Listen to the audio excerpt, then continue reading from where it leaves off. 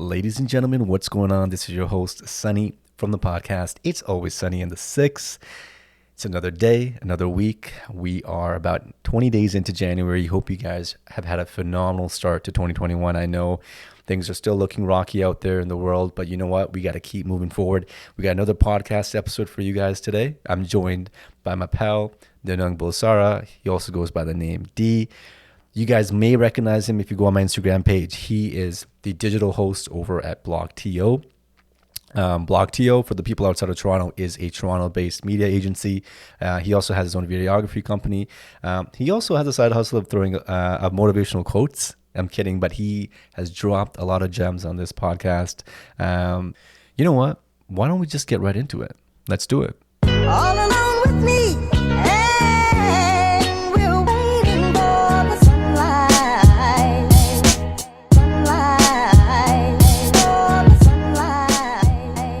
Decided, it was about time. Moved to Toronto, why not? And then this COVID happened. Yeah. But now I'm gonna move back home, save some money. How'd you meet her? I met her on Bumble. Hinge. So, me and you are both the fortunate few that got Yeah. into relationships in the midst of a pandemic. How's that coming along for you? Good. Yeah? You guys are still good? Are we recording this? Huh?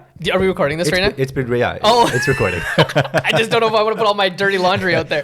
But she'll appreciate this. It's funny because for me, it was so hard to find somebody because of my schedule and everything. And I'm so busy, right? Mm-hmm. And so it's weird that the pandemic was a blessing in disguise, that like I really had nothing better to do. And I mean that with good intentions, because again, I know she's listening. Yeah. But I was able. It's so weird because of out of the pandemic, I was just able to meet her organically, and I was able to put my energy and make her a priority, and put all my eggs in that basket, so to speak. And it worked out, and we're great. I think it's crazy because like this is one of the biggest tests that you can go through as a relationship, right? Absolutely. Like, she's a mental health nurse, so she's got a crazy schedule, right? Okay. Like she's a frontline worker, and I have my own schedule, and it's just, I don't know, like the fact that we don't have to see each other every day. Yeah. It doesn't faze us at all. Just make it work, right? Like, what was your first date? What did you guys do for your first date? First date. Because it's interesting, because like, in a pre-COVID world, usually you think about restaurants and all that other good stuff. So we met during the lockdown, but we were fortunate enough that like 2 weeks after we gotten out of it. So then we obviously jumped on that opportunity to meet. Course. And she's going to kill me. It's not Kelsey's. Is it Kelsey's? It was a restaurant for sure. But you know what's cool? What the pandemic forced us to do is kind of go on those cute like high school dates, right? Yeah. Like we grabbed appetizers, right? We didn't go full on dinner because that first date you don't know. Right. Because we had like a 2-hour max. But the beauty of it was, and sorry, I'm like totally spilling the beans on this. She's gonna love this. We had that 2-hour. Major brownie points for you, brother. You have that 2-hour window where you're gonna get kicked out because they only have a maximum capacity of 10-15 people on the patio. So we got to the 2 hour and they're like, you got to leave. And that's when I knew, I was like, oh crap, I'm into this girl, because I just totally lost track of time. Yeah. But then we went like mini golfing, went to the movies, like we went on all those like typical rom-com like 90s movies dates, and obviously it turned out for the best. Yeah, I mean, it's we talk about all the bullshit that happened this year, but I think that's a big silver lining for me, and now you can relate to it as well, is getting into a relationship, right? Like, for me, we met in the summer. So the good thing is there's all these outdoor activities that you can do. So our first day was literally a bike ride to Riverdale Park. I chilled at Riverdale Park, and physical activities is a risky one too. So good on you. Well, initially, man. So she liked biking when we were talking on Bumble, and she's like, yeah, I like to bike. Talked for a few weeks before we met. I ended up buying that bike a couple weeks before we ended up meeting anyways. So I'm like, let's go for a bike ride. Initially, my plan was to go along Don River all the way to CN Tower, which is about, I think that the ride was about 7 to 8K. So I did it. I'm such a nerd. She knows this already, but I did it the day before my She knows that you're a nerd? No, what I did here. I'm kind of a nerd too, but I'm like, fuck it. You know what? Let's see if the route's good or not. Did you know she was a biker? She's a biker. Yeah, she told me she was a biker. But the issue is I kind of... But a lot of people say they're a biker, but that it's just like to the convenience store around the corner. So yeah, like... but what I thought about it, but like two and two together, I'm like, listen, if we go on a bike, we can barely talk. because it's either me ahead or she's ahead. Like there's not really much conversation. So I ended up just biking from Bay Street to Riverdale, which is literally nothing. We biked there. We used the Bixie bikes, and then we just sat there, and that was it. The rest was history. We went, other dates we went on. We went camping, which was great. We told Memori. We did a lot of road trips. Went to Prince Edward County. We went to Prince Edward County too. Nice. I'd say like 6 days. That's crazy. Okay, That's yeah. crazy. So I mean, it was great. It was great. Like you said, like our energy was on point. We did a lot of outdoor activities, and and the rest was history. Once you know, you know. You don't have to give me the exact number, but age-wise, where are you? I'm 32. Oh, okay. So I'm 33. So we're in the 87. 89. Okay. Yeah. So you also. I'm turning. By the way, it's my birthday in a month actually. So. Oh, plug. Okay. So I'll be 33 too. Great. Now I'll be 32. Sorry. I'm 32. 89, so I'm turning 32. You're turning to the Right. So, but you're also at an age where you're not dating for sport either, and I assume that she's kind of at that point in her life as well, right? Oh yeah, definitely. So for us, it was like when you're at that age, a first date, a second date, a third date means a lot more than it would in your like mid 20s, right? Yeah, Because when you're mid 20s, you're kind of feeling it out. You're still like keeping your options open, but when you're on a first, second date at our age, it's like. Okay, now you ask more of the serious questions, right? Yeah, it's so true because in your 20s, you're kind of like, all right, you know what, I'm dating casually, whatnot. We'll figure it out when that time comes. But in your 20s, that time is so far away into the future. Before you know it, that future comes knocking on the door and it's already here. Right. Like for me, I feel like my the gap between 25 and 30 really went by really quick. And 30 hit along and I was like, shit, life is getting a little serious. To be honest, man, I wasn't really looking for a relationship. Like I was very content with where my life was. We're the same damn person. I feel like I've known you my whole life. By the way, this is the first time me and Dhanug are meeting. Yes. But yeah, it's amazing. Like it's like I was like I'm content with where I am. I have my place. I'm good. I'm staying here in this condo for as long as I possibly can. Great place. Then she came along out of nowhere. She DM'd me and Sounds like a Bollywood movie. I love it. That was the rest was history. We got along, and now I'm just thinking like the place is a little too small. Go home. Wait for the pandemic to be over, however long it takes, save money, and then eventually buy a place. That's the plan. For me, it was I'm obsessed with my work. Okay. Right? I was a hopeless romantic, like I'd say. Dude, we're the same person, bro. High school and then early 20s college. I was like, Yeah. I want to be in a relationship, blah, blah, blah. Like almost like, I hate that I'm admitting this, but it was like a New Year's resolution. Like I'm going to be in a healthy, good relationship this year. And then once things kind of started going my way career-wise, Right.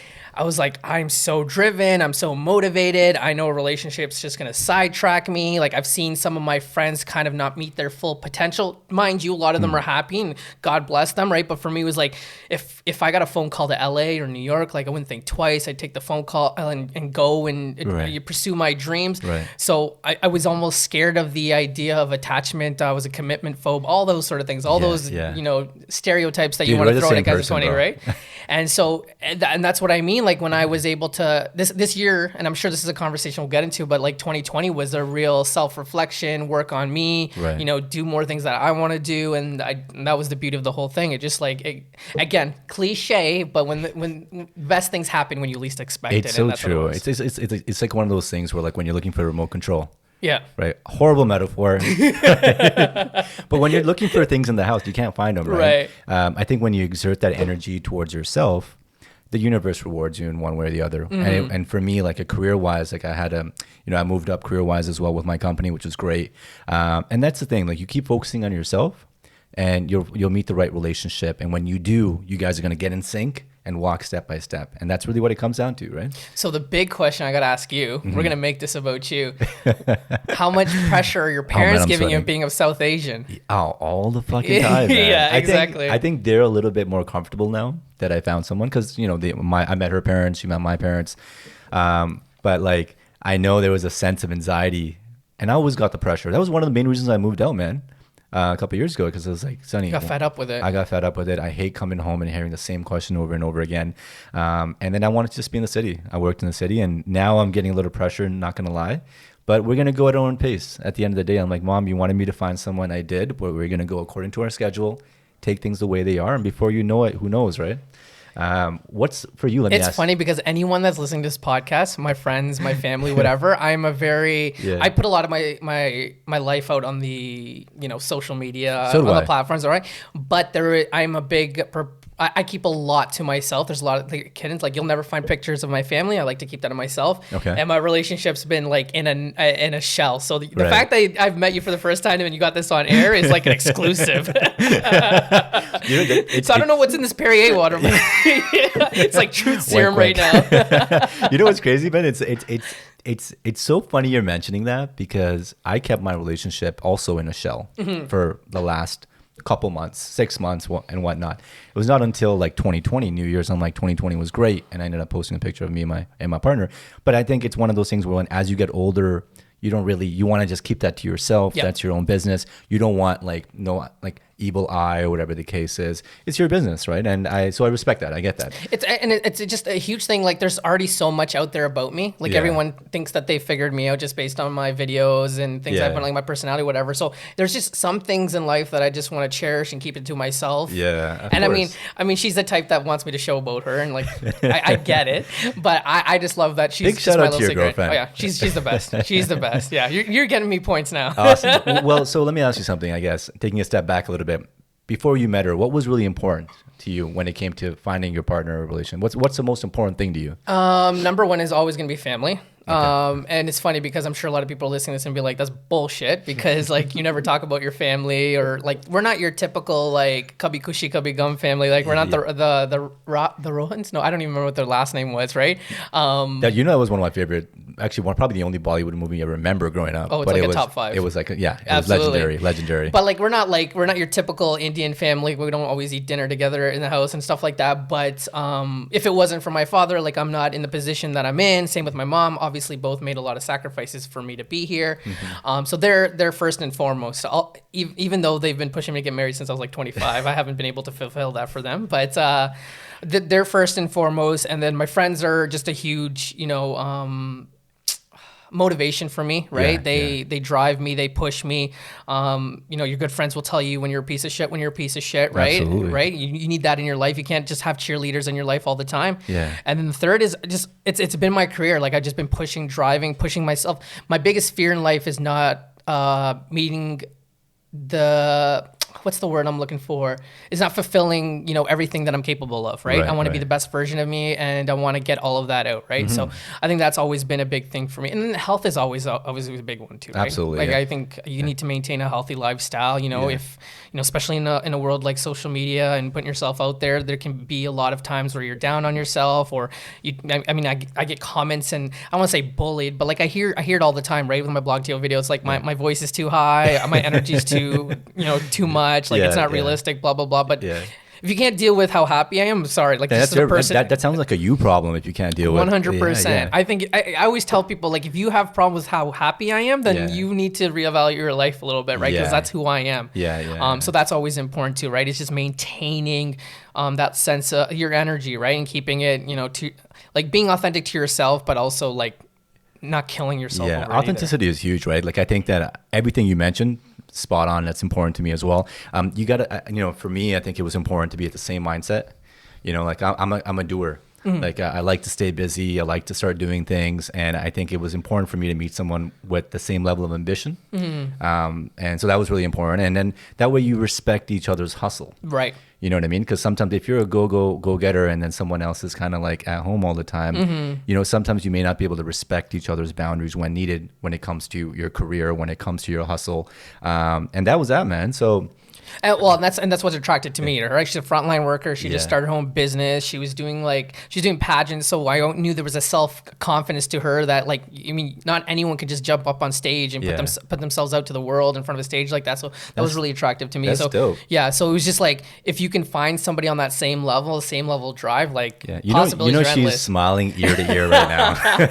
I'm hoping this is on the director's cut. It doesn't make the actual cut. So, let's, shifting gears a little bit. Let's talk about you a little bit, man. So, you grew up in Guelph, so you still live in Guelph? Yeah, born and raised in Guelph. I just haven't been able to leave. For some reason, I thought you lived in Toronto, because you're always in Toronto, right? Everyone does. I think, given all the work that I do, my clients that I work with and stuff like that, yeah, I haven't found, like, I love the city. I'm not trying to shit on it by any means, but being from a small town, I think I've appreciated the simplicities of it. Like, I like the idea of hopping in my car and getting to Walmart in 5 minutes, as opposed to like having to dodge traffic, figuring how long it's going to take, finding parking, all that sort of stuff. Right. And like BlogTO is just part-time, right? Like, it's not my full-time job. Yeah. I think once I find that job that I've got to be there from 9 to 5 or whatever absurd hours Regularly, it is, yeah. then I will definitely have to consider the move at some point. Yeah, it's funny you say that, because like for me, I think I look at the other way around. I like the convenience of the city, being able to go downstairs and go to the Longos, being able to kind of, everything is within walking distance. Whereas in the suburbs, I know I have to have a car to get into the car to go places. So my partner, my girl, she's from Brampton. Bangladesh. Good old Bangladesh. Singdale. So I know a car is imperative for me to get to and from the East End to the West End. But that's a small sacrifice given the amount of rent that I would pay for living downtown, right? Because at the end of the day, man, like looking at the cases today, I was like, fuck, does not look like we're headed in the direction that we need to. Right. So it just makes sense for me to go back. So yeah, man. So Dee, how long have you been working with BlogTO? Like, where did you go to school, first of all, and how did you get into the content space as what would you classify yourself as? Digital host, videographer, Yeah. content creator, podcast. I don't Yeah. know. There's a bunch of them. You have a podcast too, right? Oh, I have a podcast as well. Yeah. So what's the name of your podcast? The Details podcast. So Okay. and then the letter D, and then tales as in like stories. So Right. TALEs. But I think it's like a play on words because I like to talk about the details, like I like that. the specifics of things as well, right? Like Yeah. sports, pop culture, like the real details and the nitty gritty. Best sports, pop culture. I mean, a lot of it is heavy sports. Okay. Is it just you as a host, or are you Me co-hosting? and my partner in crime, James Roberts. He's a former quarterback of the Guelph Griffins. He's won a Yates Cup, so he has a lot of experience with sports. Dope. He is an athlete himself, and the guy's I hate, like, he's never gonna listen to the podcast, so I'll say, but he's the heart of the city. Like he's the heartbeat of the podcast. So I'm glad that I have him as well. But BlogTO, it's so weird because I just came from a shoot, and the woman asked me how long I'd been there for, and Yeah. I for whatever, I've always been like hour and a half to, I'm not hour and a half, but year and a half, 2 years. I've always said that, right? Like I've always said, because I've just never been used to the fact that I've been there for more than a year and a half or 2. And then Right. I had to go back to my LinkedIn. I'm like, holy crap, I'm approaching 3 years in March. So I've been doing it for 3 For years. 3 years, eh? Okay, congratulations to that. Thank you, man. appreciate that. I didn't think they'd keep me on for that long, so I'm glad they haven't been listening to the comments. So how'd you get your foot in the door? Like, what was the how'd you decide to work with BlogTO, and how did that work out? So just to go back even further, I was a video broadcast coordinator at the University of Guelph Right. for their athletic department. And so videography has always been a thing. I went to school for film at Sheridan as well. And then I bartended for 4 years. Okay. I kind of went through a lull, and as you can imagine, my parents were like, what the hell is going on with you? And I wasn't fulfilling, their expectations. Did you my drink expectations. back then, or? I've never touched alcohol my entire life. Okay. Yeah. Good for you, But that's why I buddy. was making a killing, because I was selling booze and not drinking it. Yeah. Right? Bartended, Oh, man. then got the job at the university, just like networking, talking to people about sports. We were right by the university. And then after 4 years, I got that job. And then after 2 years, I was just doing so much videography, and companies were coming up to me and were like, hey, like, can you work for us, like freelance and stuff like that? So I Right. just like started doing that on the side, and then it just made sense to start my own company. And then after starting, What's Up Media for 2 years, I was like, I've always wanted to be in front of a camera. Right. Anybody growing up with me would have told you that, right? Yeah, Whenever I got in front of a camera, became a character. Yeah. Always hosted every event. I was the guy for Diwali shows. Like Yeah. I was just always The hosting them. MC for every party, every wedding. Exactly. And I was just like the only guy, so I always Yeah. took up that opportunity because I knew that I loved being in front of an audience, right? I loved captivating. Did you ever loved think entertaining about people. being an actor, or like was that Oh, something? 100%. Come Okay. on. I grew up watching Shah Rukh Khan, Hrithik Roshan, right? Like I had the chops, right? And I like to dance too. So it was just Yeah. I was like Nice. all in one, Yeah. right? Yeah, So yeah. acting it's still something that I would love to dabble in at some Right, point. right. Manifest that, brother.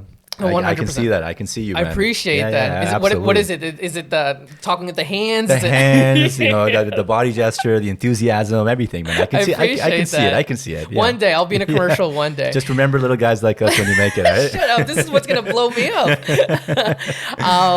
But then, after 2 years of my business, I was like, I need to at least scratch this itch. I need to get some sort of experience in it, because if I don't, then I'm a what if guy. I hate that question. I hate the what ifs, right? Like I need to be able to say that I tried something. Right. So BlogTO, it's funny because it's nothing too complicated. It was Christmas time, right? It was downtime for me, and I was like, how am I going to make this opportunity happen for me? So I emailed BlogTO and I shot my shop and I said, hey, you have 3 beautiful female hosts, but you have no male hosts. And I apologize to DK. He's a male Asian guy on our podcast. Right. Great. But I never saw him in the social feed. So I just never realized that I already had a male host. But the guy's like, hey, yeah, we're kind of like at odd numbers here. We never, like, nobody really aggressively told us this. Like, come in for an interview. Let's talk. So I went in and then I sold him on my interview. And I've always told anyone, like, if you can get me, if I can get you in a room, I can sell, right? I can sell. My resume might not stand out, but if I can talk to you, you know, given my personality and who I am, like, I can get an engaging conversation. Right. I can sell you. And what was your punchline? What'd you say? You remember what your punchline was, or punchline meaning? Like, I mean, what was your selling point? Like, I'm the guy. It was my enthusiasm and the love for, like, I mean, when we talked, right? Like, I was able to sell them on certain things, right? Right. Like, what's your favorite food? Friggin' live ice cream, Thai food, whatever. And like, I was able to go into depth about it, right? Yeah. And I make these reels at the end of the year, and I'm sure you saw my 2021, right? And Yeah, it kind of did. shows you who I am, right? Like, Yeah, I don't yeah. really necessarily have a demo reel, but I have all this BTS footage, and people kind of just have a gauge of who I am. So that's what really sold them, right? Like, they're like, this is a character, right? Yeah, yeah. And so it was just my love for the city and coming in. Like, I think that was the hardest thing for me to sell. I'm a Guelph guy. Like, why should you be Toronto's guy? And Yeah. I'm like, it's because I'm here all the time. And I feel like if I come here, my reactions to everything are genuine because I don't get to experience these things in Guelph. That's a good point. Yeah. Right. So that, I think that was kind of a selling point for me. So 3 months later, I thought I didn't get it. He's like, hey, like, kind of falling behind on things. Come in for your first shoot. It was a bubble tea shoot. So that's an easy sell right there, right? Like, who doesn't love bubble tea? Yeah. And next thing I know, they're like, yeah, you're coming back next week. And then I started getting shoots. And there from you them. go. Awesome, man. That's it. Yeah. Okay, so then you've been doing how regularly, how part-time do you work for BlogTO? Like, I guess and are you- pre-pandemic. yeah, pre-pandemic. I was doing like 2 to 3 shoots a week. Okay. Yeah, so I definitely do have a hefty gas bill. Yeah. But I'm a big podcast guy, so it's a great excuse for me worked to out. slaughter podcasts. Yeah, I mean, it's amazing because, like, you know, I talk about our city in Toronto, and I think Toronto is a unique city because of not just a big part of it being as multicultural as it is. But even when, like, I was talking to Sergio yesterday, he loves walking. I love walking and running in the city as well. Every time you turn a corner, there's always something new, you know, new about the city. You can't really define the city and put it under one bucket, that this is what the Six is all about. So many different components, from like Chinatown to Dundas Square to King West, to Riverside, to Cabbagetown and whatnot. And I think that's been the biggest thing when since I moved into the city, is just understanding the depth of the diversity that we have, which really make it really a cool place. Like, I don't, like, as much as I missed not traveling and getting on a plane this summer, honestly, I enjoyed the hell of just exploring the city as much as I possibly could, right? And I think that's the beauty of BlogTO, and what makes it so great is there's so many untapped things that haven't been found. And unfortunately, once we found them, then they're gone viral and they're overexposed. Like, I know it's a two-headed sword in that sense, right? Like, unfortunately, we're trying to find the little niches and things that you won't find normally, and once we find it, it's kind of get blown up. Like, a perfect example is there's that field of lavender flowers and even those sunflower fields, right? And unfortunately, once we've exposed it, and then it turns into a lineup of cars down the road, and everybody's all that sort of stuff, right? there. Yeah, everyone's doing, because everyone's trying to do everything for I'm the not gonna gram. lie, man. The first thing I would do in the morning is actually open up BlogTO and see what's popping, right? Whether it's date ideas, whether it's things to do in the city. It's been like my go-to. I think for a lot of people. You really actually. fall for this guy. First thing is date ideas. Look at you. Okay, so but no. Besides that, now, so I guess your bread and butter is still obviously video creation. So what's the name of the company that you manage? Butts Up Media. Butts Up Media. Yeah. Okay. And a lot of people are like, is it Butts Up like Yeah, Indian? I was gonna say. But ironically enough, my business partner's last name is Vatskis, and Okay. he's Greek. So it was just like, it was something, when you're younger, you always make these productions. Like, mine was always Fresh Prince Productions, because I love, the Fresh Prince of Bel Air. So I named everything. Even my Twitter handle's like Fresh Prince. But I was like, he's like a huge film nut. Like, he's a great cinematographer. He's got a great eye. His eye is a lens. Right. So I knew at some point, my passions will take me towards hosting if that's what I get, and his will take him to film. So I was like, he needs to make this his baby, right? So it was important for us to make that the name. So What's Up Media is the videography company. But yeah, that's another thing. Like I'm sort of in a fork in a road because we've been killing it with the videography stuff. We've worked with Basketball Canada, Golf Canada, Shoeless Joe's, like all these massive brands, right? Yeah. But it's also like, I need to also do the hosting because I know that's ultimately what I want to pursue and absolutely kill. Yeah. And by the way, I think recently I saw the Russell Peters. So is that how you found me? Like, No, well, I've been following you. Like, I know of you. I see you on BlogTO all the time. And I think one of the biggest things that I liked about you is your enthusiasm. And I'm like, it'd be really cool to get D in the studio. I could not hide my enthusiasm in that interview. Like, you could see it in my face. I was glowing, right? Because like what I tell people, and like I this is great because I don't get to talk about this, but like for me, I guess I posted this also in my captions and what I said in my story, but when I was younger, right, we didn't have a lot of Desis, a lot of brown people representation in the media field, right? Yeah. And you think, when I saw him for the first time, I was just like, oh my God, it's someone that looks like me. And he's got white people laughing. He's got black people laughing. He's got Asian people laughing. I'm like, we can do this. And so, it was just so cool to go in the schoolyard and you have these white guys doing his imitations, right? Talking about, child services and somebody's going to get hurt. And it was just so cool. And my entire life, people always said to me, you're Russell Peters. Yeah. And that was cool, right? Yeah. Like somebody was calling me somebody's famous, right? And it wasn't a poo, right? Like, that's the only guy we had growing up, right? Really, yeah. And so full circle, like I'm trying to be this, on-air personality in front of a camera, and I'm talking to Russell Peters, one of the first people that I ever saw of Desi, of South Asian representation. It was just so cool. From Brampton, from Brampton, our end, right? From our end, and the fact that it's funny because if you watch that interview, at first I was like, I'm going to have to win this guy over, right? Were you nervous in the beginning? Oh, 100%. What were you feeling before you went on the So the crazy thing is I found it at 9 p.m. the night before. That you were doing this interview? That I was doing this interview. Fuck. I don't get to meet him beforehand, so I can't even break the ice, right? It's not even, there's no email of me saying, hey, Russell, like I'm excited, all this sort of stuff. I'm talking through his guys and our guys, whatever. Mm-hmm.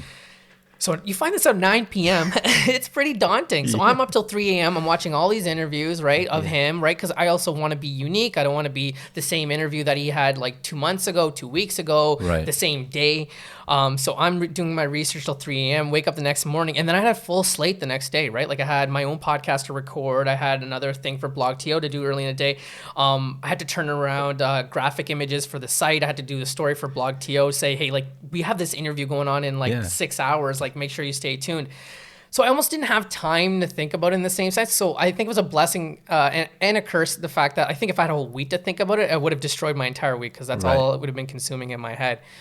So but you still killed it, brother. I appreciate that. I really do appreciate that. So knowing that fact, that limited window that you had, that's even more impressive. Well, I took more than just speaking to him. I took away so much about myself, and it was just such a good learning experience because I truly, when I was going through that interview, I friggin' blacked out. Sorry, I don't know if we're allowed to cuss, so I fit back. Okay, I blacked out because once I got the interview, as you can imagine, again, I'm trying to be as humble as possible and not sound conceited, but my phone just blew up, right? Obviously, great people just telling me like I did a great job, this, that, whatever. Yeah. And people are like, I love this joke. I love that you talked about this. He called you Guju Bantan, like all that sort of stuff. And I was just like, I don't remember any of that stuff because it was just like such a blur to me, right? Yeah. But I always tell people, the biggest thing I tell people when they're asking me for advice, I always say, if you're not nervous, and this applies to anything, not just hosting. If you're not nervous, you're not ready. Right. Because if you're not nervous, you don't want to kill it, right? You don't want to perfect it. You don't want to, be the best version of yourself. You don't want it that bad if you're not nervous. 100%. Because you're really just nervous because you want it that bad because you just can't afford to fuck up. Because even in my BlogTO shoots, I've done them a million of them now, but I still, that car ride, like there's so much anxiety that builds up to it because I know I have to live up to the BlogTO brand's expectations, the client's expectations, the videographer's expectations, my expectations. And I think if you're not ready, if you're not nervous, you're not ready. Right. I love that, man. I'm gonna use that quote for sure. I think that's absolutely right. You nailed it. Like if you there's interviews that I've had before, and I know the difference between walking into an interview where I'm like, I don't really want the job that bad. Because even coming here, like I know I'm just shooting the shit with you, and there's Yeah. really no, I mean, there's expectations, but like I have nothing. I don't want to say I have nothing gain or lose. Like Yeah. obviously, like people listen to this, and I want them to Yeah, come yeah. away with something. But like I'm still nervous as hell. You know, coming through the elevator, coming through this door, meeting you, because I know there's something you're trying to get out of this podcast, and Yeah, I want to yeah. be able to fulfill that. Right. Well, that's the beauty of podcasting, and my forum is this unadulterated, super chill. To see a version of you, a side of you, the real that people don't necessarily get to see that side, right? Because as much as we want to stay authentic to certain roles, there's always that best foot forward and impression that we have to, and that other brands that we kind of carry with us, like BlogTO and whatnot. So that's impressive, man. And that's what I love about podcasts, because in a 15-20 minute segment with Russell Peters, Right. I'm watching the clock at the same time. I know I've only got for 10 more minutes, 5 more minutes, and I've got to meet my brand's expectations. Like we got to talk about Toronto. I don't get to talk about selfishly the questions I have.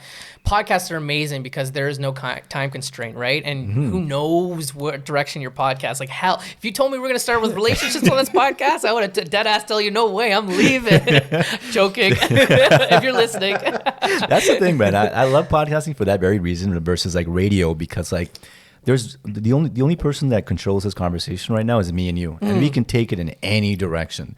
And for me, as much as I love my audience and I love my guests, you know, this whole thing is selfish for me. I'm doing it for myself. I'm doing it to get to know you, get to know how you got to where you are today, get to know where you want to go. You know, now that I know you want to be an actor, definitely going to watch out for you. But we talk about, 2020, and we talk about the silver linings. You know, getting into a relationship for both of us has been amazing. How do you, were there any points in 2020 where you kind of felt, things are not going my way, or were you overall, you think, an optimist for the most part? I'm already a half glass full guy, so Right. I went into it thinking like I'm gonna be fine, right? And then people around me are gonna be fine. Sorry, excuse me. This gas just hit me right there. I think the first I want to say it's not Perrier, it's truth serum. Oh, yeah, that's right. I am feeling lightheaded. The first month was okay because I'm like, we're all in this together. I'm already like, it's weird me saying this because like I'm a very extroverted, but I'm also a social hermit in the sense that like if I can stay at home and just buckle down and watch a movie and kind of just be myself, that's like my favorite place in the world. Like Right. I love being in my own thoughts and watching. Like I'm a huge cinephile. Like I love movies. I'm a massive cinephile, right? Like I went to film school because I wanted to be a director and actor. I wanted to be in the film world at some point, right? And I would love to in some sort of aspect. But the first month was like pretty chill. Mm-hmm. But I think then because I'm in, I hate the word influencer, but I'm under that tree for whatever reason now. Yeah. And so seeing people like me in my space, killing it on TikTok, putting out content in a pandemic, it made me nervous. Mm-hmm. And one of my biggest quotes and things that I live by is like chase the dream, not the competition. And I always encourage people not to compare yourself to other people, right? Quotes on quotes on quotes. Loving it.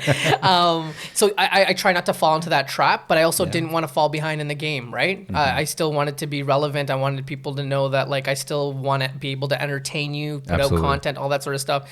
So then I switched gears a little bit, got a little bit out of my comfort zone. I also learned it's important to stay in your lane, right? And if you watch that interview with Russell Peters, that was really important, right? It's important to stay in your lane in a sense. If you're good at something, like again, the whole authenticity thing, right? Don't become someone you're not. So I started putting on these TikToks and I'm like, this is a young man's game, man. Like, I know Jason Derulo's like in his late 30s and 40s and killing it, but it's also like, that's not necessarily me, right? Yeah, so yeah. it's like, it's adapting and like Are you on TikTok? compromising. I do have TikTok. Okay, so do I. I'll follow, but I think you have to as a content creator. You have to keep up with it, right? You have to. Absolutely, 100%. I think it was episode number, I don't even know, in the 20s. I was bashing on, this is pre-COVID. Some TikTok influencers were at Eaton Center, and there were thousands of kids, thousands of teenagers at the fountain downstairs in the lobby of the Eaton Center. And I was just bashing TikTok. I'm like, what the hell's going on? Da, da, da, da. Fast forward to a couple months later, and I realized it's a lot of fun, actually. And I realized that with TikTok, the content that you get from TikTok, it's like, especially the FYP page, the For You page, like it's really catered to the things you like. 100%. So like for me, like boxing is huge. So I get a lot of my boxing drills and stuff from TikTok, renovations and all that other good stuff. You were saying, D, like stay in your own lane. I think that reminded me, oftentimes we focus so much on the shit around us a very simple example, when we drive a car, if you look around you as you're driving, whether it's 60 kilometers an hour or on the highway, 401, 100 kilometers an hour, you're going to get into an accident for sure. And so if you take that metaphor and that analogy into life, you got to focus on where you're going. You got to stay in your lane and just keep pushing forward. 100%. Whatever's happening around you. Like when I started this podcast, I was like, there's other podcasts out there, but I don't really look at everybody as competition, right? Everybody, we're trying to, this is our city. The pie is big enough for everybody to kind of dine in and get whatever they want. So that's kind of my mindset when it comes to that. So I get that. And I've learned in media, collaboration is key, right? And Absolutely. If you, I think also self-awareness, right? The three things I like to preach is patience, persistence, and self-awareness. And I think self-awareness is important because if you're not good at something, you can't be scared to ask somebody, how can I be better? How can I learn? I remember, really when I got into the whole bartending, I was making a lot of income living at home, right? I'd saved up a lot of money, but I mean, as a desi, you can appreciate this. Like you can't just have your money sit in the bank and do nothing for you, right? Right. So I got into the game of like investing in a place, right? I became a landlord and I got a condo, and I ended up having tenants. In Toronto? In Guelph. Okay. And so I did that. And me, I knew nothing about real estate. I knew nothing about selling homes, shopping. I didn't know where to start, but I have friends that are in that space. And so I surrounded myself and I literally did dick all to get that house. Like I literally just said, like, let me sign the check and tell me where it goes, right? But I had smart enough people around me to make sure that I was put in the best position to get a place. What year was this right? when you got your first property? Ooh, what is it? I want to say 2016, 2015. Good for you, man. Yeah, and like I was able to sell it within 3 years and make a good chunk of coin on it, right? Yeah. But good thing you sold it. Was it during COVID or was it prior to that? It was prior to COVID. Okay. Yeah. I sold it before COVID. But same thing, like this whole podcasting thing. I knew nothing about audio, knew nothing about mics, but I knew people that went to school for, audio and stuff like that. And so I asked them, like, what's the best mic? So, as much as we can teach ourselves on YouTube, I think it's really important to reach out to people as well. If you have questions, not be afraid. Like I told you before we started, if a videographer or photographer reaches out to me, like I always like to pay it forward because I was in their shoes at some point, and I think it's really, really important because like then that relationship will take you. I can't tell you the amount of times someone's reached out to me and I helped them in thinking that I was going to help elevate them. And then they surpassed me. And then I was reaching out to them saying, hey, like, listen, like you're killing it right now. Like, what are you doing? That's right. Yeah. Look at these two guys right here. Two legends in basketball. Like, but you got to pay it forward at the end of the day. 100%. And like study your competition to get better and to see what they're doing better as well. Yeah. And I think it's important. I think we live in a world right now where collaboration is key, not just in media, but like in every aspect. I think that if you have that mindset where, you don't really focus just on yourself, but the people around you, you're going to evolve, you're going to grow, and the universe is going to, treat you with all the abundance of success that you necessarily need, right? So I'm a big believer in the energy you put in will be given back out or put out back out for you. So you asked me that 5 years ago and be like, what kind of hippie shit are you talking about? Give me a shot. Right. But you've asked for it. It's so true, man. As cliche as it sounds, I think that this energy is also like the way you look and perceive the things around you, right? We get so caught up in a lot of bullshit and things that really don't matter in the grand scheme of things. They matter today, let's say, but if you take a step back and you look at it from a bird's eye view and you look at your life, you're like, wait, this isn't really that big of a deal. I just need to move forward. I'm going to sound like such a parent here, but I am the guy that always says, if someone has first world problems or complaining, I'm like, listen, okay, again, I hate to be this guy, but do you have a roof over your head? Do you have food on your plate? Yeah. Right? Like, do you have people that are around you that you love and that you can go to? Like, it could be worse. It's so true. It could be worse. And I think I go to India. I'm like I said, I'm 33 now. Probably been to India. You're Bengali, right? Or? Gujarati. Sorry. So I've been to India at least 25, 26 times. So I've seen how bad things can get. Yeah. And I think perspective is really, really it's important, so true. right? It's so true. Because I've grown up a lot of people who have been privileged all their life, right? So they don't see, third world. They don't see, homeless people, all that sort of stuff. So you need to like sometimes just sit back and be like, okay. Yeah. Universe isn't that terrible. Being kids of immigrants, it's our parents that made that decision to leave India and come to Canada. Had that decision not been made, we would have been, who knows where, right? Right. And I think, I talked about this on one of my episodes a few episodes ago. I was talking about how, there's a kid around the world right now that's dreaming of the life you're living today. We're so caught up in so good. I love complaining like, oh, you know what? My place isn't big enough. Or, I need to do this. I need to move to King West, or fuck, my job sucks. But there's people out there, kids, adults, whoever, that are on the other part of the world that are dreaming, I wish my life was what your life is today. And when you live with that perspective, man, it's just a game changer. Like you think about, we complain about how much snow we get. Like there's a kid somewhere in the world saying like, I wish I could see snow. Yeah. Right? Like as weird as that sounds, right? It's so true. It's so true. And it's just a little bit of perspective change goes a long way. Absolutely. And then, you know, everything else that happens in life is a bonus, right? That's why you got to keep grinding. No, I totally agree with you. Yeah. Yeah. What do you, well, actually, you know what? I do something with all my guests. You know, I'm going to put you on the spot. It's called a speed round, a.k.a. the sunshine round. Let's go. It's a series of questions. I know you killed the Does BlogTO. this have to do with your boxing, like the speed round? No. Okay. I can show you. Bag. But it's, you know, it's a way to get to know you personally as well. Kind of, you know, what you like to do, what you like, what your likes are, dislikes are. Let me just pull out these questions that I had. Bear with me. Do your thing, man. Okay.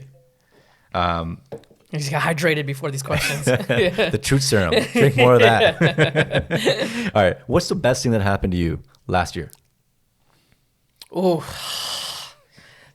oh my God. I have to say it. Like, I have to say meeting my girlfriend right now. Yeah. And I'm not just saying that so I'm not in the doghouse, but I actually was the best thing that happened That's to me. awesome, man. Yeah. What's your favorite board game?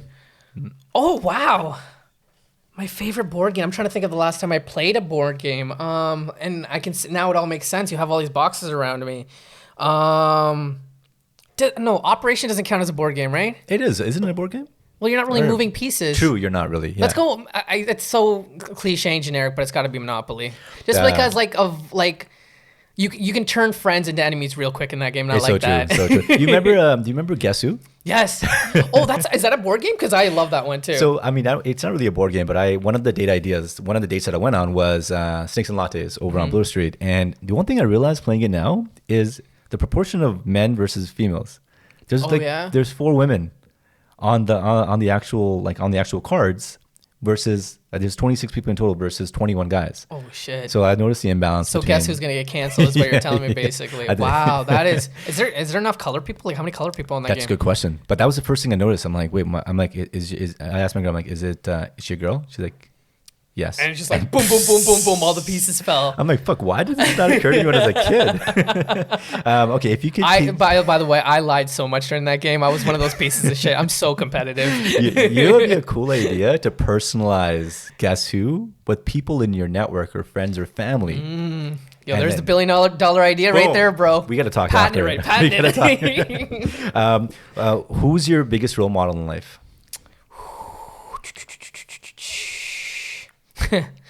It has to be my dad. And I would never tell this to his face just because I've such an ego. But like my dad came here when he was 4 or 5 years old. He was adopted to be here. And long story short, my dad grew up in India and his folks wanted him to have a better life. And this Parsi family, which is like a strand of Persian, if you don't know what Parsi is, they came and visited my dad's biological parents, and his biological parents said, hopefully you're following, so his Gujarati parents said, we want him to have a better life. Would you be willing to take him abroad? So this Parsi family said, sure. They just had so much respect for my grandfather at the time. Right. So imagine being 4 or 5 years old in India and then coming abroad and being raised in this Parsi home, growing up in Smith Falls, which is between Kingston and Ottawa. So it's not really, it's like kind of out in the boonies.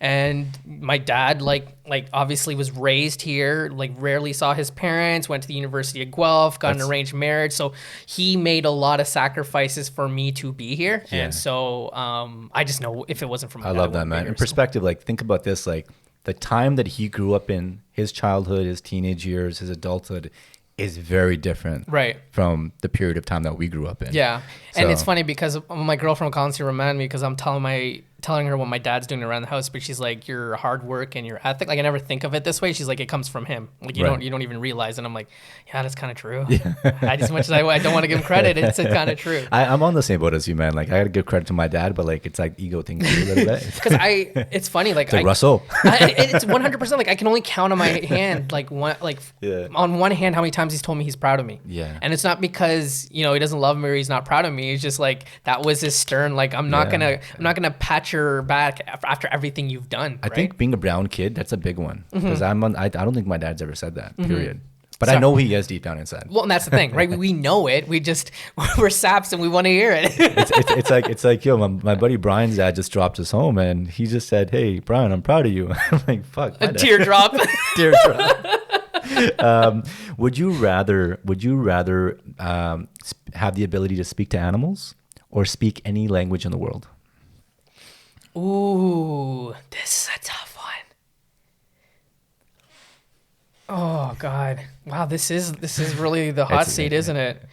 I'm gonna go with speak any language in the world, because I do have a traveling itch. I do want to see the world more. So if I could commute with people, and because I'm a big talker, and it's one of the reasons I have podcasts and I love to do interviews and getting to know people. If I could speak their language to make it easier, if I could speak Gujarati better, I would appreciate even just that, right? I think I would want that. How many languages can you speak in total right now? Two, Gujarati and Okay. English. Yeah, Nice, I understand Hindi. Like I can understand when someone's speaking, but I can't speak it back. Yeah, It's I could weird say French, but only one word: bonjour, je m'appelle. The typical. Yeah, yeah. Je m'appelle. I always remember puis-je aller à la toilette, because I always wanted to get out of class to go to the washroom. Because I was such a shit in school. I hated French class. Amen, bro. I was like, I have enough to learn at home. I don't need to learn this other language. Like for a lot of people, this is their second language. This is my third language. Yeah, but if you right? look back at it now, like they pay a shitload of money if you can speak, if you're bilingual and speak both English and French. There's so many There's so many positions out government jobs that are out there That if you are, can do like, it. good If pension, I'm good listening, money. if you can dual language it, and I also think it expands your brain, and you get certain crevices of your brain that you didn't even know that are like untapped and stuff like that. So Would you put your kids in, when you have kids? Would you put them through French school, or was it called immersion? I think it was called immersion, right? immersion, like it was mandatory in our school. I don't know what I think it was mandatory up until grade 8 and 9. Yeah, like but- I would still make them do that if that was a thing. Right, but I don't know right. what the schooling system is now. Like I don't know. Well, if it's, who knows what it's going to be in like 10, 15 years. Well, the crazy right? thing is, like, remember cursive writing and how important that was? Yeah. Like, that's going to be lost. Like, I bet you anything, by the time we have kids, like, it won't be mandatory, and they'll be like, what is that gibberish that you're... What is that? What is that apparatus that you're holding in your hand? Yes. Putting against this sheet? What the fuck is that? Like, 100%. You're right. Everyone's into typing. Because if you look at my signature, it is a lot of cursive writing. That's like, I don't have my signature unless I learn cursive writing, right? Right, And then I look at someone like my brother's signature, and he's 5 years younger than I am, and it's just normal, like it's writing. just a print, right? Yeah, So yeah, it goes a long That's way. actually really. I didn't think about that. The lost art of cursive writing. It's gonna be real. 100%. Even like this idea of like, look at us growing up, like the phones, for example, going from the iPod when it came from the the iPhone when it came from the iPod in grade 8, grade 9 to where we are today. And the change in size. Which goes to my next question. Would you rather lose your keys or your phone? It has to be keys. Yeah, absolutely. My phone is my lifeline, it's my bloodline. And I'm not saying this as like a Gen Z, or I don't even know what category I fall in. But because I'm on social media, right? Like email. I'll give you a perfect example. So I went to London last December. Right. And my first time in the country, the city, and got off the train, hopped on a taxi, got there, right? Paid, got to the hotel, and then he's like, "Hey, can you show us your confirmation?" I lost my phone.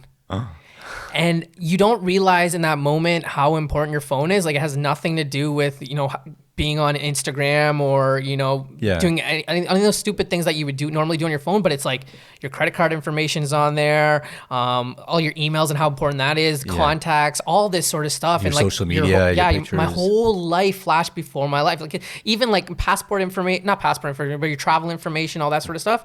And I panicked. And it's London of all places, right? Like there's a million of these black cabs, taxis that they have there. Yeah. And the level of anxiety that I went through has never been to the level I would if I had ever lost my keys. Yeah, right? it's so true, man. The worst feeling is when you wake up, and mind you, Now I'm it's checking if I have my keys. it's been a few years since this happened to me, but it's like, where the fuck is my phone? And it's the level of anxiety you get when you wake up. All of a sudden, it's like whether you're hungover or not, you sober up real quick. It reminds me of this story. So before COVID, last year, I was in the office, worked late.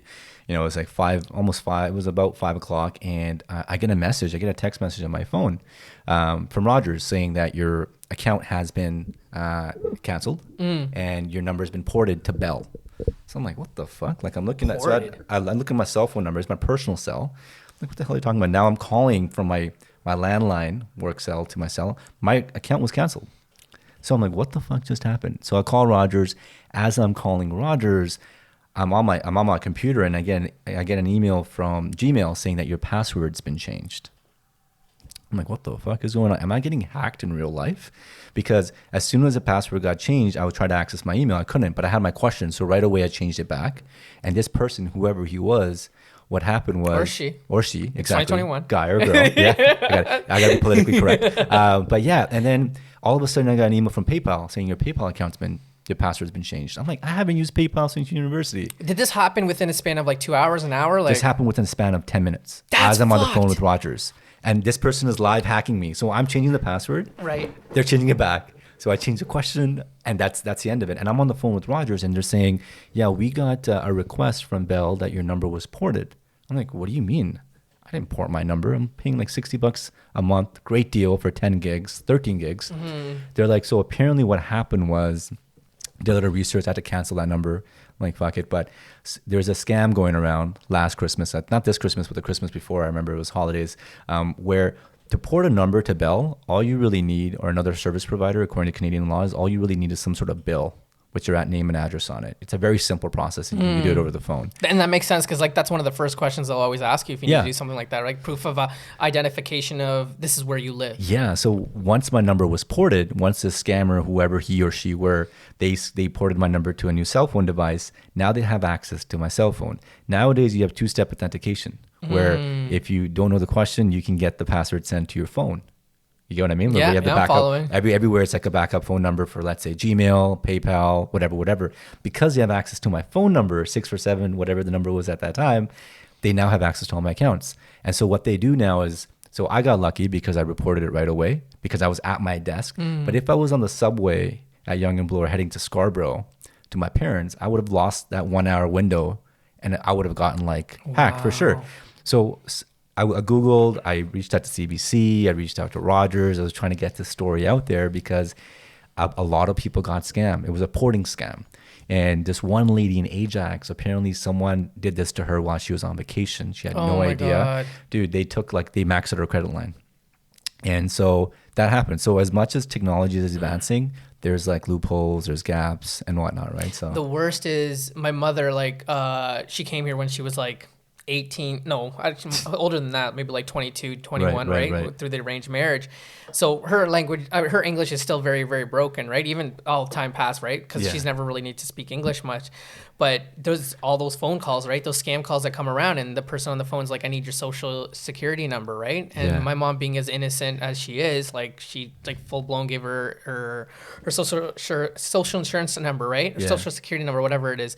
And we just panicked, right? Like, we are like, there's so much you can do with that number, and it's people are so shitty, man. It's messed There's up, some man. shitty people. Yeah, when in the world. I talked to the cops, they told me that you have to report it to not just the credit bureaus but the police, because if this individual used your information to, let's say, rent a car in Vancouver under your name, and they commit a crime using your car and that rental's under your name, you're gonna get looped into all of that mess. Dude, that sounds like a Netflix documentary. And there. Like, it happens, apparently, it happens all the time with identity theft. So I just ended up canceling that phone number. I have a work phone number anyway, so I'm like, I'm just gonna turn that into my personal phone anyways. well, and the other shitty scam that's going on right now is like people are taking, say there's a girl, right? And she's got a huge following, right? They're making a copycat account and changing it to OnlyFans, and like all these girls are finding about OnlyFans accounts that they don't know about, right? Like, it's crazy. Speaking of OnlyFans, man, that's been the biggest like blow up in 2022, right? Originally, the platform was made not just for like what it's being used for predominantly, but like it's for anybody in the States to kind of go and make money. I think I was talking to my friend about this, that the big companies like Amazon, Netflix, Spotify, where they provide you with whatever you need in the comfort of your own home, they're making a killing. Right. But it's making us, I feel like, physically more isolated than from everybody else around us.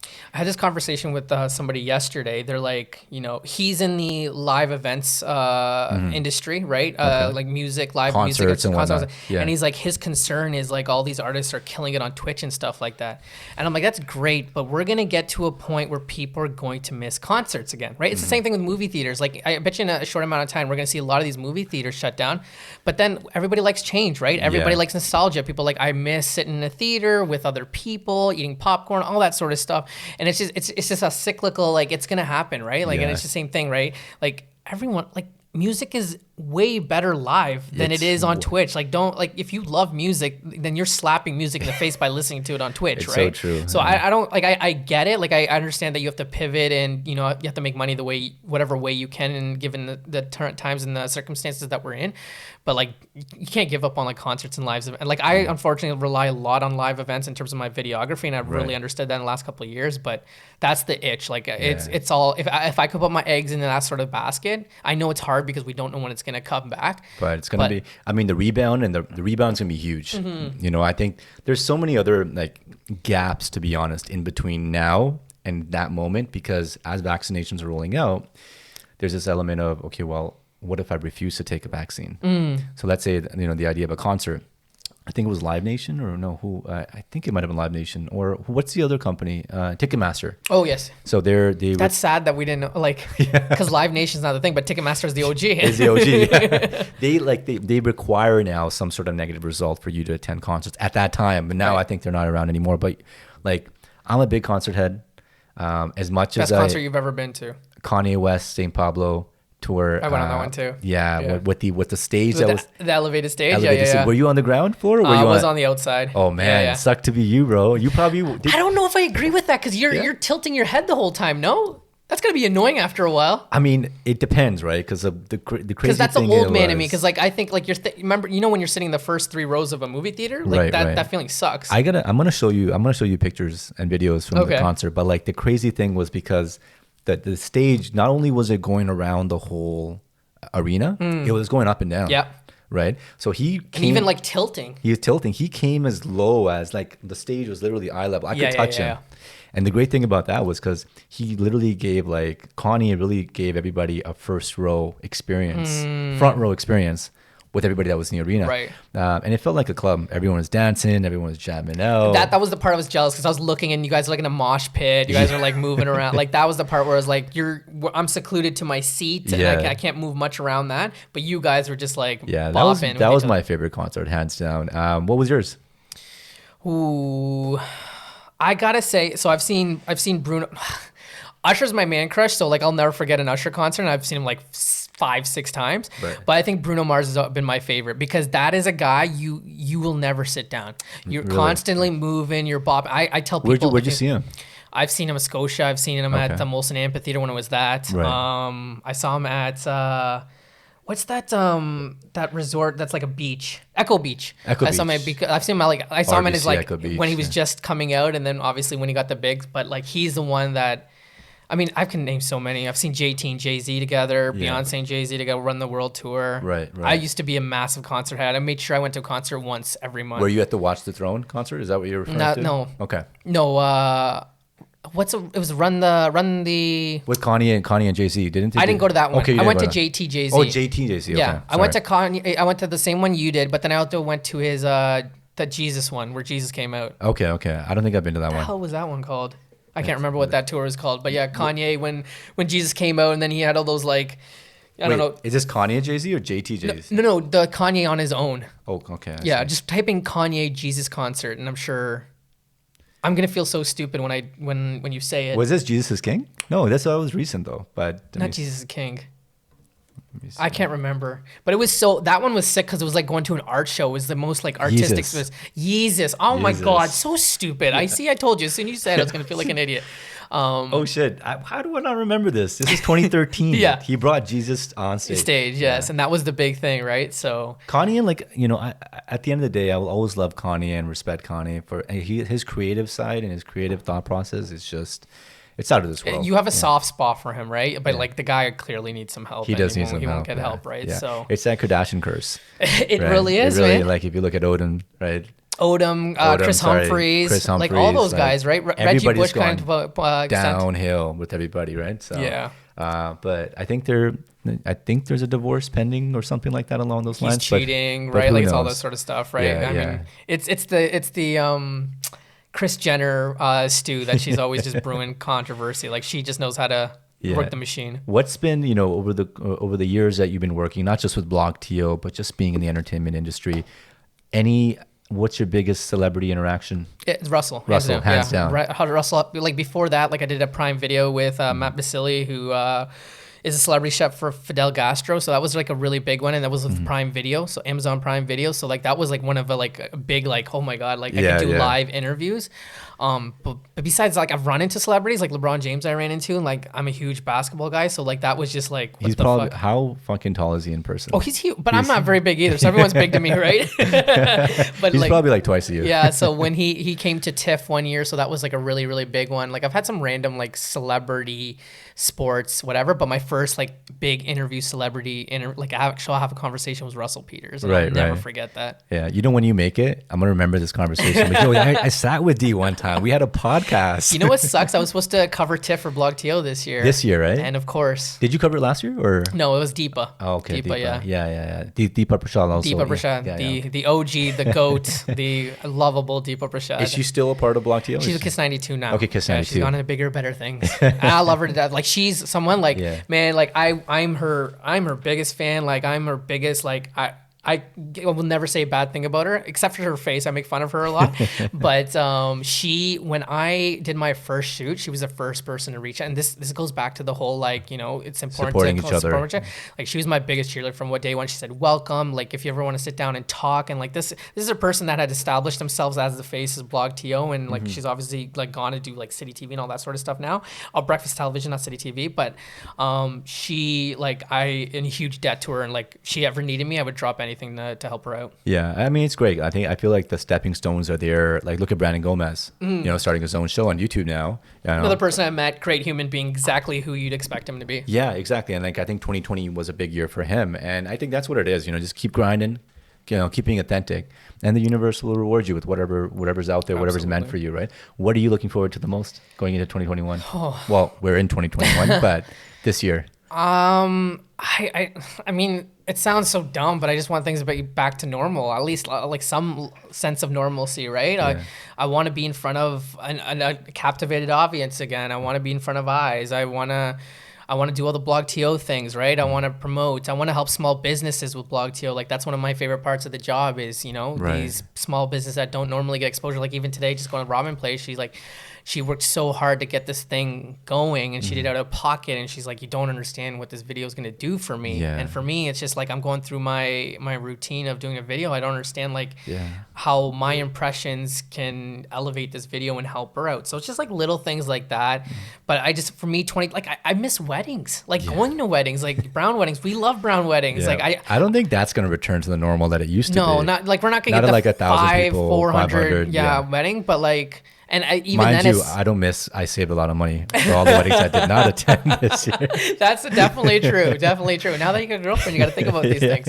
But I just miss social gatherings. I just miss seeing people and having random conversations. Like we're talking about the lost arts of cursive writing. Like I'm really scared about just human interaction, having face-to-face conversations. Like I find a lot of people struggle to have that. People, shy away from meeting each other face to face, or they're very minimal in how much they can say or they do, right? And that's something that definitely scares me, and this doesn't help. I think it's really concerning when you think about the next generation as well, because like if you're someone that doesn't know how to socialize, or that's one of your weaknesses, and you're put in a situation where you can't, and now there's probably a curfew happening and all this other lockdown measures that need to happen, it's like, what do you do in that situation? Yeah, right. And I feel bad for these kids, because it's like, me and you come from a bridge generation where we experienced both going out, running to our TVs to watch Dragon Ball Z at like 8 p.m. or 4 p.m. or Pokemon, and going out to play, having those bike rides, not knowing what an iPod is. And then, grade 7 hits around and MP3 comes out of nowhere with the Sony Walkman. And then, being in that bridge generation where now within the last 10 years, look at how much technology's evolved. Yeah. I'm wearing a phone on my wrist. Yeah, basically. Which I can't live without now because it's so convenient. But it's like, it's interesting. We both grew up in an interesting generation because that transition came at such a weird time, right? It came at 18, 20, where you're going from college, university. Like, I remember the first time I heard about Facebook was first year college, university. I'm like, that's weird, right? And like, did you have something before that? It wasn't like a high five. You remember high five? All I remember is MSN Messenger, ICQ, if you're old enough to remember that. Like, I mean, there was MySpace before Facebook, but I didn't really get into that space, right? MySpace was a big thing. But I remember first year college, university, my girlfriend at the time had Facebook, and it got big with the universities. It didn't really cross to like colleges and stuff because you needed a university ID to first to have an account. I don't know if you remember this. Yeah. And so like me being like, you know, I don't like following trends and fads. Like this is why I follow behind on TikTok as well. I was like, I'm not gonna get a Facebook account. That's so lame. Like it's a university thing. Like it's a Guelph thing, whatever. And then it blew up, and from there we got Twitter and we got all these other social platforms. Like I fell behind on Instagram because I'm such a like. It's a bullshit app. Like it's not gonna happen. Like it's just like it's trendy now. It'll never blow up. But now it's like. But now look at it, man. Like literally, it's crazy because it's like these apps are some apps that we can't live without. Like Instagram, now TikTok. And like Instagram is my resume basically. I've gotten so many business and opportunities out of Instagram. Yeah. Because. And it hasn't been because of a piece of paper. Like someone's seen my work on social media and they're like, we want to work with you. Like it's crazy to think that. There's like both pros and cons as well. But I think if you focus on the positives and how you can utilize social media to not just better your brand, but better yourself by the people you follow. Like for example, I love the app Strava. Strava is like a running app. So like, you know, sometimes in the summer when I would wake up in the morning, I'll get a notification, so-and-so went out for a run. And that would be that extra motivation that I would need to be like, fuck, all right. You know, Manny ran 6 kilometers at 5 a.m. What the fuck? I need to get up and at least run 2 or 3 or something, right? I got a Fitbit, and at 5, 6 o'clock, if I'm not at 10,000 steps, like such a stupid number. Like, why does it have to be 10,000, right? I'm a piece of shit. What am I doing with my life, right? It's like little things like that. It's like I have these activity circles. So it's like 3 circles. One of them is to stand, and then the other one is how your movement, exercise, 30 minutes. And the third ring is literally your movements, right? It looks like that. So honestly, man, why do they gotta make it look like that too? Like it makes you feel like you've done so much. I'll be brushing my teeth, doing jumping jacks, so I can. Literally hit the ring. You want to know how much of a fraud I am? If it's 8 p.m. and I'm like 2,000 steps away from getting to 10,000, I will watch a basketball game and I'll stand on the spot. I am that guy. Love it, but like that's the thing. Like it's making us. I mean, it's not a bad thing at the end of the day. It's rather being active than sitting on the couch and whatnot. So I think that the one observation I think we all it's in the back of our minds and we realize it is that social media has become, it's trying to grasp our attention to the second now. Literally every brand is competing for like half a second, that scroll between one image to the next. And the reason I like podcasting, and I think it's a great opportunity for brands, is that we're now having a conversation. It's not just simply a picture or a video that's showing one side of a brand, but not the whole side of a brand, right? Whereas through a conversation, me and you can talk about something, for example, the Raptors, which we can get into as well. Poor start to the year. Yeah, don't get me started.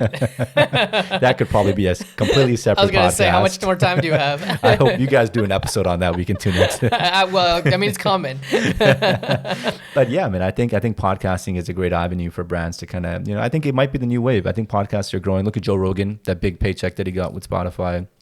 Heading to Texas. I've gotten so much opportunity because people are like, oh, you have a podcast, so like you can interview, you can have a conversation, right? And like your podcast like an hour and a half, or they're an hour, so like because like when my boss was like, you got 20 minutes with Russell, I'm like, that's a piece of cake. Some people find it daunting, but I'm like, that'll go by so fast. Like, you have so much that we can talk about.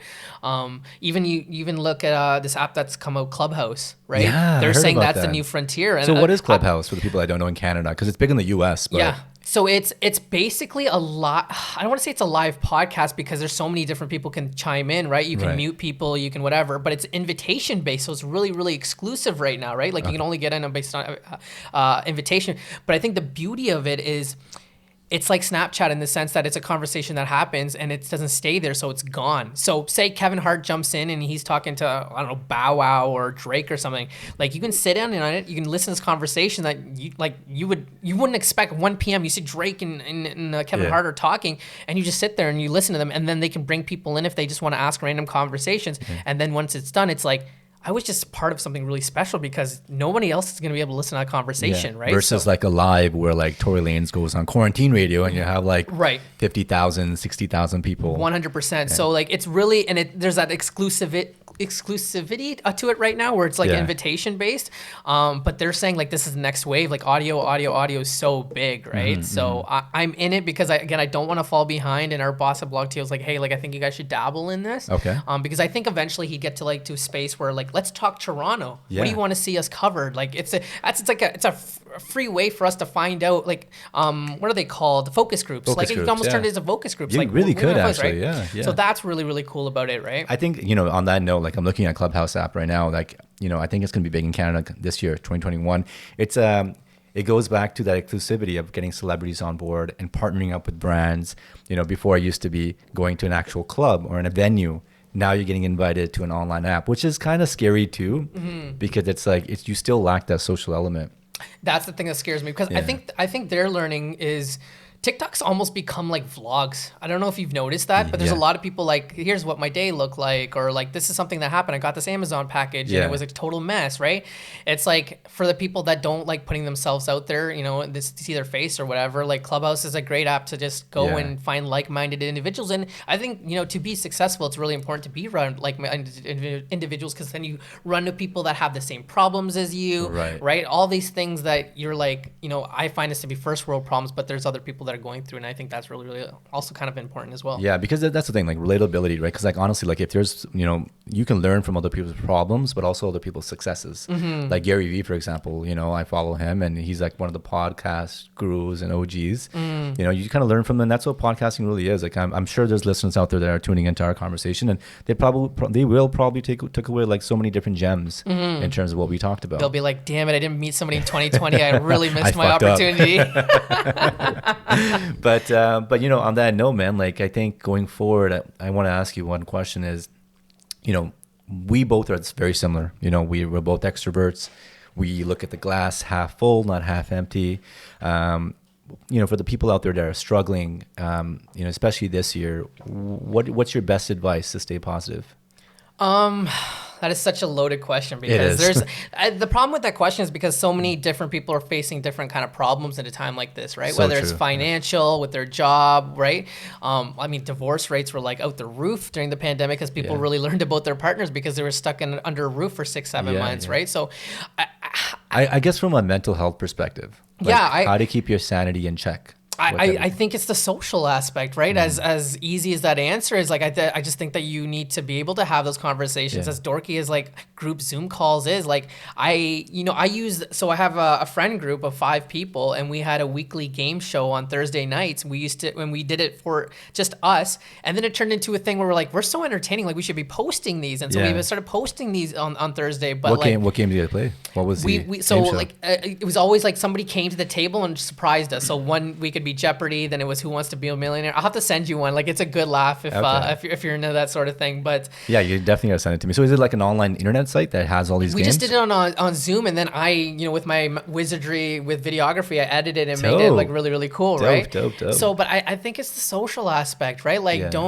don't go in your cocoon. Don't go in the corner, right? Don't take yourself away from the people that you love and you like, because while you may think they've got it all together, just because you haven't talked in a while, they might be going through the same shit as you. And I think it's important to share those things. And just again, I said it off the top, but it's like patience and persistence, right? Like we talked about the self-awareness, but it's just like, be patient, right? Things aren't going to happen overnight, but keep hammering away at what you want, because 100%. Eventually, like, everybody sees all the great things that I've done, but they don't see like the amount of times I've fallen in my ass, right? Like, to take this from one of my favorite people in the entire world, Will Smith, like failing forward is so important, right? If you're going to fail, sure, fall, but get right back up and keep moving and keep trying, because I think failure is the biggest character builder, and you're gonna learn so much from yourself. And I've learned so much more from the shitty things that have happened to me as opposed to the great things that have happened to me. Right. I look at it like that too. Like when you go to the gym and you do reps, right? You build calluses on your hands,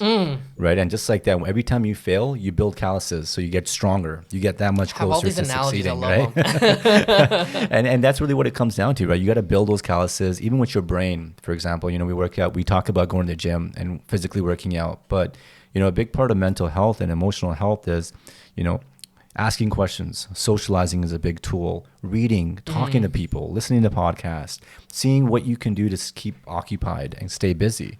Because a lot of times, like especially if you're in a condo, like I have so many different things going on, but I can only imagine your average Joe that might just have not even a full-time job, that might be unemployed in this situation. Right. So you're right. Like it's a loaded question because there's only so much positive advice you can give a person that's in that situation, right? Because if it was like, what would you say to someone that's a content creator, a videographer? Like, use this downtime, go back in the archives, recycle your footage, and like make stuff, right? Like, or like if you can go out, I know there's curfews and like you can only do so much, but go around and shoot this beautiful city, right? If you're a videographer, take advantage of this sort of downtime when there's no people in the streets. Like, just use this time to really, go deep dive into the crevices of your brain and your mind and get creative. That's what I would say to a content creator like you and I. Like, pump out podcasts, right? Like, there's no better time to have a conversation because we're like, for me and James, like all we're thinking about is sports right now. So let's just talk the shit out of sports, right? So it's NHL like, is back on the table. NHL is back on the table in a couple of weeks. Like, I just think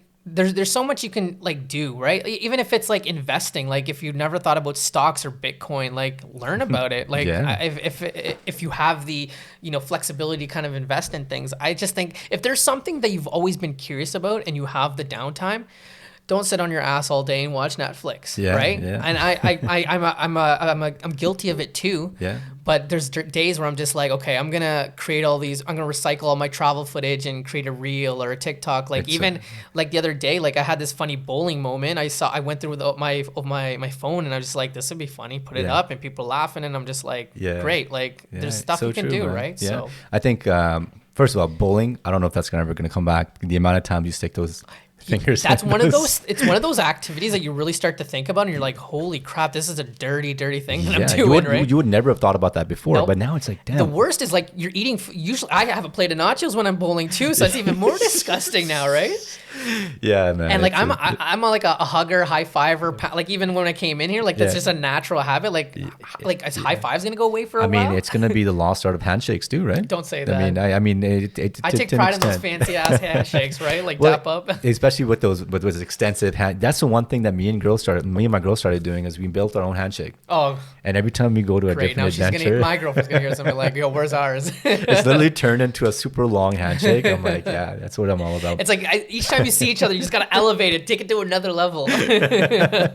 Yeah, chiming in that last point that you said, like, there's about 1,400 minutes in a day, right? So like, I didn't need to know that. Please don't tell me that. People make excuses all the time, like, yo, I didn't have time. I don't have time to do this. And don't get me wrong, sleep is, of course, important. I'm not one of those guys that's saying, no, you're sleeping? Why the hell are you sleeping?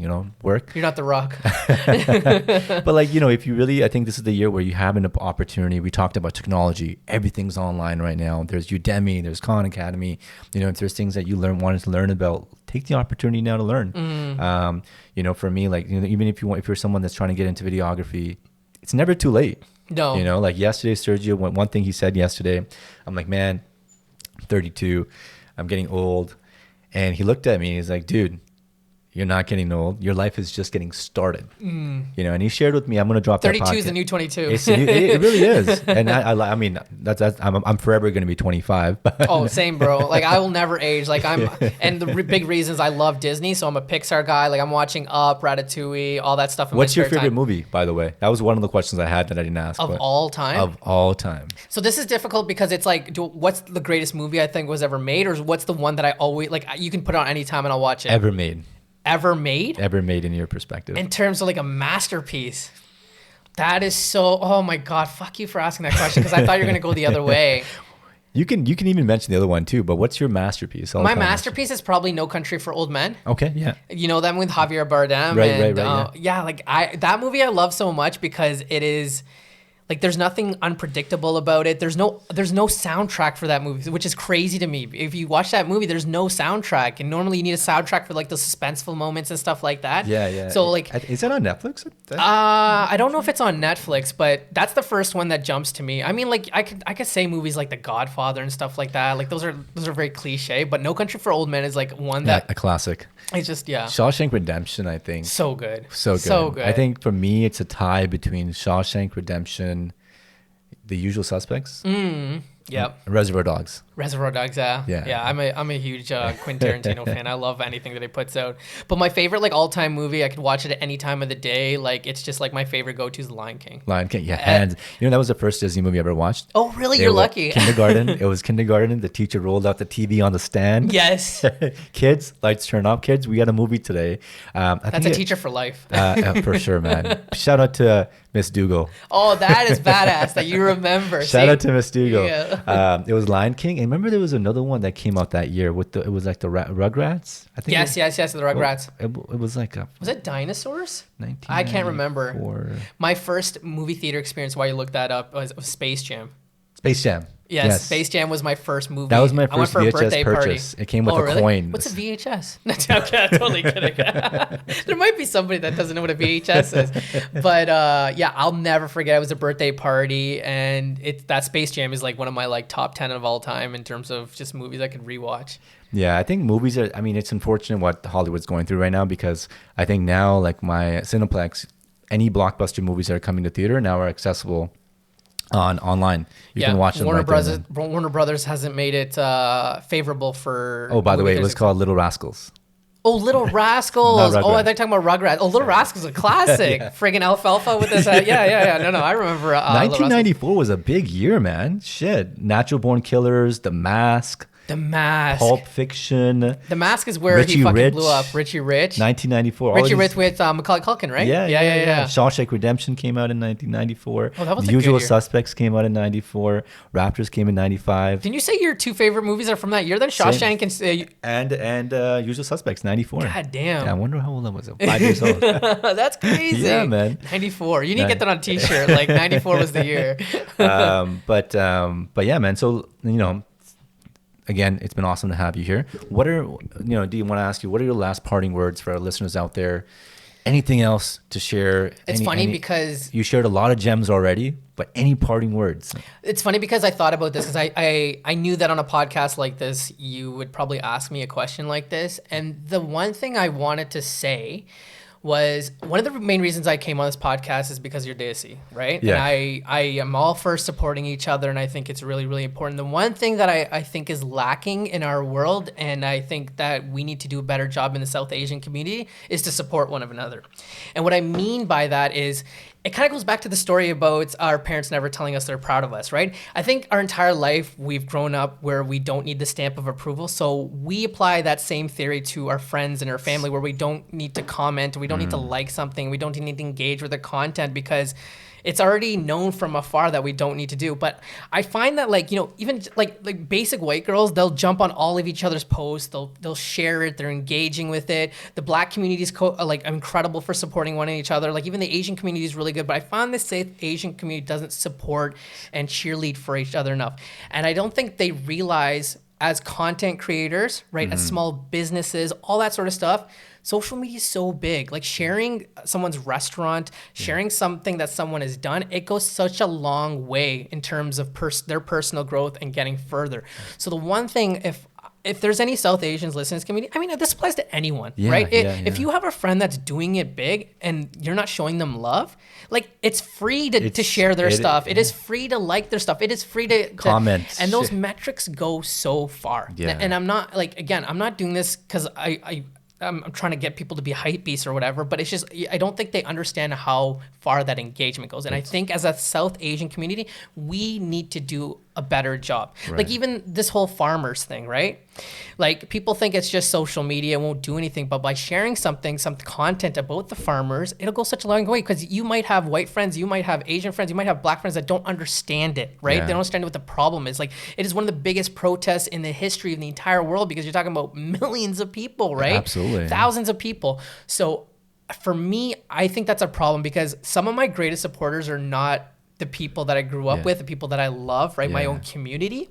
And I think that's a really, like, that's something that we need to do a better job. I think you nailed it, man. I think that's been the elephant in the room as well in my life, where, you know, little observations here. Like I notice it more in the South Asian community. Little things like you might have 1,000 followers, and maybe you have a post, you might have like 20 likes. But if you put something on your story, you know you'll have 200-300 views. And the thing is, people like to watch from afar. And for whatever reason it is, I don't know if they think that their support is inherent, and they don't realize that things like liking posts, sharing, it's free. It's literally free. It is. Or it's maybe coming from a place of envy. I don't know what it is, if it's maybe negative connotations, but you know, I think there needs to be a lot more support given, not just in the South Asian community, but any friend circle, you know, whether you're black, brown, white, Asian, whatever it is. But people don't realize, like, in the online community and social media, these small little metrics come a long way. Right. Like for a podcast, writing a review, you don't 100%. realize simply writing a small little review, even if it's not no writing, but like an actual rating. Even just give it 5 stars, like, it goes such a long way. Yeah, it goes such a long way. And, you know, it's the unfortunate reality of the world we live in. And I hope anybody that's listening to this takes this away and really understands that it's not just for podcasts or content creators, small businesses too. Absolutely. You know, like, it's not necessarily, if you don't want to buy the product, that's fine. But what you could do is you can share the business. I think today, in this COVID climate that we're in, it's so important to help small businesses in any way possible, right? And the most important thing you can do is just create awareness of the brand. Like, if you can go and, if you have a friend in small business, go on Google and write a freaking Google review. Yeah. Because you don't know how far that'll go for somebody. It's so true. It's so true. And like, and I don't understand, like, you know, you give good, you get good at the end of the day, and the universe will reward you for that. So, you know, I look at it, I continue to remain positive. You know, I've been 50 episodes now. I think, actually, no, it's 40. This is episode 49. But damn it, I wanted 50. I think it's 49. Can you put the next like, whoever you got after me, 49, and give me 50? We'll talk after. I got you. If you let the first part of the podcast in the actual cut, then I got you. But yeah, I think that's I'm glad you brought that up, because, you know, I've shared it on my platform a little. I shared a post as well, just breaking down liking a post, sharing a post, commenting costs $0 at the end of the day. You can't tell me that our phone is literally glued to our fingertips. We're always on our phone, and you can't share like a couple seconds just to do that. But at the end of the day, reality is reality, and it is what it is. Right. You can't really force people to do that. And I get it, because, like, again, we as South Asians have had, you know, a strict upbringing, right? Old school fashion. We've built this thick exterior. We have this thick skin. But, like, these are the same people at your wedding will put you on their shoulders and rah for you. Yeah. But they won't like a post, or they won't share it and be like, yo, this is my boy. He's killing it right now. This is my girl. She's killing it right now. And it's just frustrating to me, because we have like 1 billion people, right? As South Asians, we have so many people. Like, there's no reason we can't elevate one another. Yeah. And I know you probably have mixed races, so I don't want to turn this all into like no, a big like my core group of friends are all South Asian, right? And like I'm gonna call you guys out right now too, but reality is reality. Yeah. Like, one thing in 2020 that I took away is, if we don't motivate, support, and inspire each other, to be honest with you, I'm trying to minimize my contact. Yeah. You know, I want to be in contact with people that not necessarily just support me, but inspire me, motivate me to do better and be better. Because, you know, I want to level up now. I want to continue to level up. I want to continue to level up in my relationship. You know, and for me, I want to be surrounded by people that can do that. So, you know, if you're out there that's not going to support or motivate, that's cool. You do you. Be happy. And, you know, at the end of the day, I'll always respect and support you guys. But just focus on your own, like you said, stay in your own lane. Absolutely. Keep moving forward. Full circle. I love it. Yeah. Stay in your own lane. And, you know, if people want to watch from the sidelines, they can. But I look at it like this. This is an opportunity for everyone to play as well. You know, and my door is always open for anybody out there that wants to be on this podcast, that wants a platform to address certain issues, talk about certain things. Hit me up, slide in my DMs. We can talk. Same thing with you, D. Like, if anybody wants to talk to D, absolutely, 100%. I'm more than happy to help anyone. You know, you don't necessarily need there's no, you know, we often do this, and I know what it is. It's like, well, what's in it for me? Why am I gonna like this post or push this person's podcast or this person's brand if I'm not getting anything out of it? And I think that's a really childish way to look at things. It's selfish. And it's cool if you think like that. But if you want to level up, I think the best way you can level up is leveling up the people around you. Right? 'Cause 100%. if you level up the people around you, you can't help but level up your own self. And that's just how life works. Yeah, because when I used to work at Look at Drake. Look at the whole VO gang. exactly, like he has an entire team. Like even LeBron James, like Yeah. he played with basketball with these guys throughout high school, and now they're like top level executives. They're running his multi-million-dollar Yeah, man. platform. Like it's so cool if you can raise your own, right? Like at the University of Guelph, I had all these university students working for me, and like I've got kids working at Rogers now, and I've got a photographer and I got a person that's become they've started their own businesses, and I can't tell you how cool of a feeling that is when so you true. when you're able to make some sort of impact, even though I get nothing out of it, Yeah. right? But just to see them now achieve their goals and their dreams, it is such an incredible feeling. Yeah, yeah, and not to like, and even on a positive note, don't get me wrong. Like I still like I get those random messages, whether it's Oh, text yeah. message, hey, I just heard your podcast, amazing, and those are the messages that literally make my day, Yeah. and continue pushing me to continue doing this because Right. I'm like, fuck, okay, if I can impact one person, that's all I really care about. Yeah, I don't want it to be misinterpreted in the sense that I'm not getting enough love, because I would not be here today if it wasn't for the love and support of the people around me, Yeah. right? Like, because there's been a lot of great people in my life who've pushed me. I just think that I've seen it with other people. Like, I think we can do a better job. Absolutely. We can definitely do a Well, better listen, job. man, I've been watching your hustle. That's one of the main reasons why I reached out to you. Yeah. So, yo, I see Well, you, brother. Dude, I like see when, you. when you reached out to me, I didn't even think twice, because I'm like, this is a guy that's, South Asian. He's desi. Like, let's levitate, let's learn about each other. We're husling. Like, Yeah. let's. Man, we had cheers- jump on cheers this. to that, Yeah, brother. cheers on that. Cheers to that. Nice. Truth serum. But man, thank you again. This was an awesome podcast. Definitely gonna have you. We're gonna do a pulse check at the end of the year. Oh, 100%. Year in review. I love it. Maybe you know what? Maybe when things go back to normal, we can go on a double date. You're suggesting I'm going to be with her still. No, okay, I'm kidding. You're doing so good so far, man. Don't shoot I have yourself. to blow it at the end. She knows I'm good at that. She's like, you're doing so good. But yeah, it was a pleasure to have you, man. I Absolutely. appreciate you. This was an awesome podcast. For anybody that wants to get in touch with you, where can they find you? Like we talked about it, social media is probably the best way. Like I don't ignore DMs. So if that's your thing, I also got a website, like my name, dhanung.com. Working on it. It looks really shitty right now, but you can definitely get a hold of me through that. But And your podcast, is it on my podcast? Yeah, find it on anything: Spotify, SoundCloud, iTunes, any platform. What's the handle again? Just The Details Cool. podcast. So I'll by the way, I'll be sure to include all the handles, and then yeah, man, yeah, take it from there. Yeah, But absolutely. everybody else, hope you guys have a great weekend or a great week, depending on when I drop this. Yeah, hump day. Remember. But yeah, keep on the grind, keep going, and for everybody else, peace. Later.